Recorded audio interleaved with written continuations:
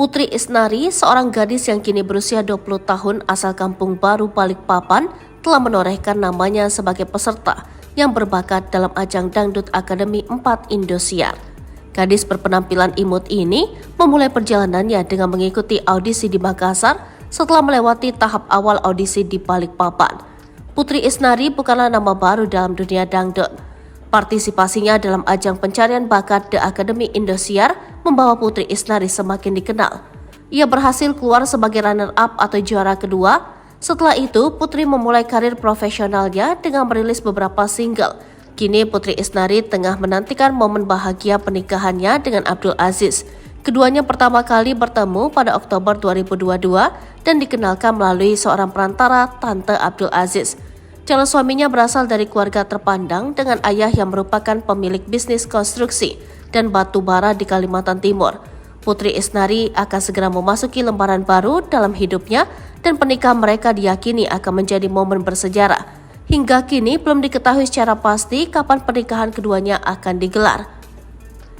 Penyanyi Putri Isnari tak lama lagi akan dipinang oleh Abdul Aziz, seorang anak pengusaha batubara di Kalimantan Timur, yakni Haji Alwi Ruslan. Sebab wanita yang lebih dikenal Putri DA itu telah melangsungkan acara adat Mapenre atau pemberian uang panai. Tak tanggung-tanggung, Putri DA dapat uang panai sebesar 2 miliar rupiah dari pihak Abdul Aziz. Meski begitu, Putri DA dibuat sedih jelang pernikahannya. Lantas apa penyebabnya? Rupanya Putri DA sedih karena di momen hari bahagia tersebut dia tak didampingi oleh kedua orang tuanya. Untuk diketahui, orang tua Putri DA ini telah meninggal dunia. Sang ayah telah meninggal dunia pada 4 Februari 2018, disusul kepergian sang ibu 3 tahun setelahnya, yakni pada 23 September 2021. Putri DA berhasil membanggakan orang tuanya, terutama sang ayah yang pada saat itu hanya seorang tukang becak. Setelah terkenal, ayah Putri tak lagi menjadi tukang becak dan mulai dibukakan usaha.